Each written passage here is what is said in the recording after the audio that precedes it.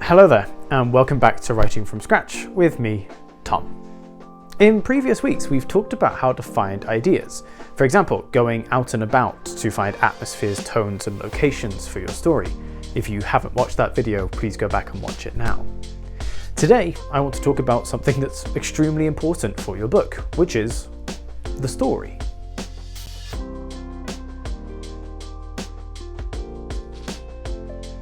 The story is, well, everything to your book. Without a good story or a convincing story, you're not going to hold people's attention. It's as simple as that. And there are lots of different elements to a story that we're going to discuss in the future.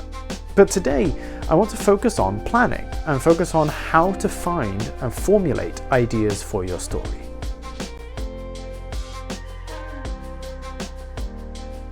For me, the first thing that I'm doing, and what I would recommend to you, is using the real world to find stories.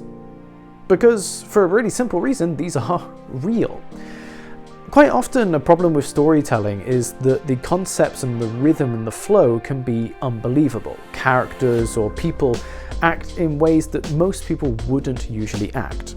By drawing on the real world, you have a perfectly valid reason why people would act this way. For me, the best source of this is using the news.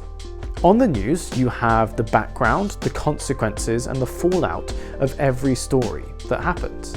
It's a really great way to study human behavior and reactions to events.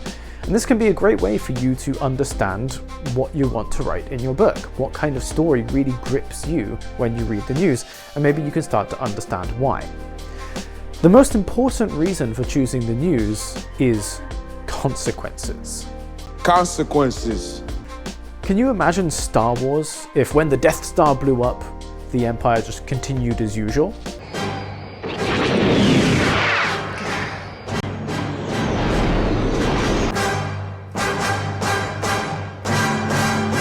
Or Frodo going to Mount Doom without any problem?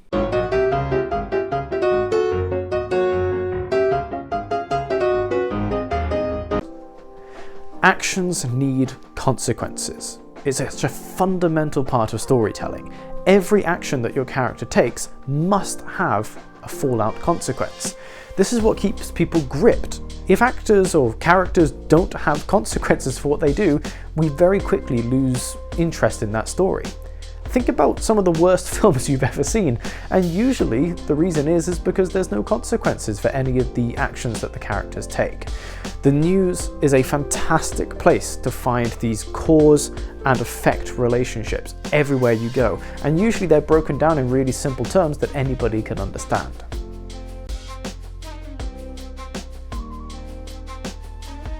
The next great resource for story ideas is history. Now, I know that some people are not a big fan of history, and that's fine, but I really want to espouse why history is such a great resource for finding story ideas.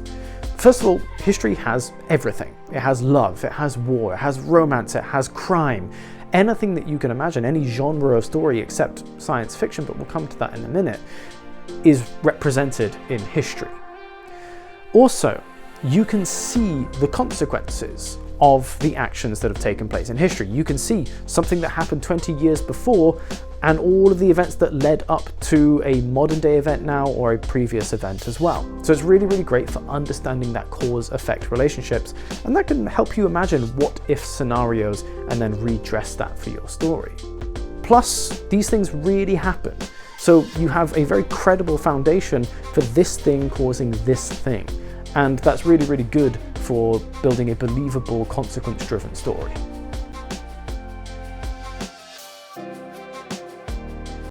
The final way to get story ideas is from other people's works.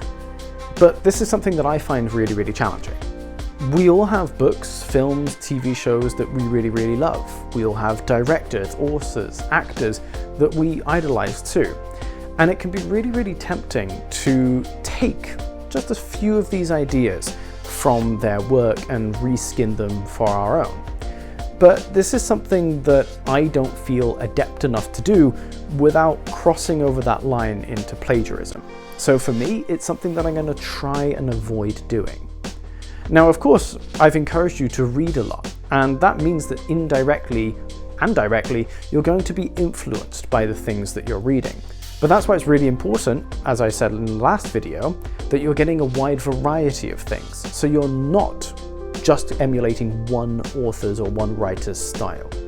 That being said, don't be scared of your inspirations. Many famous writers often talk about what other writers inspired them. But something that's often not said is that when they're talking about this, they're talking about the styles and the tones and the way that a book is structured. They're not talking about copying the story elements or the characters directly from the pages of those that they admire. So we have to be really careful here that if we are openly admitting to being inspired by another author, that we're not copying the story, more the tone or the style or the genre that they have written. So that's all we have time for today. Thank you very much for joining me on today's episode. I hope I've given you some ideas of how you can find new stories for your work, and I hope it works out well for you. Please consider subscribing, liking, and sharing the channel with your friends, and I'll see you all next week. Thank you very much.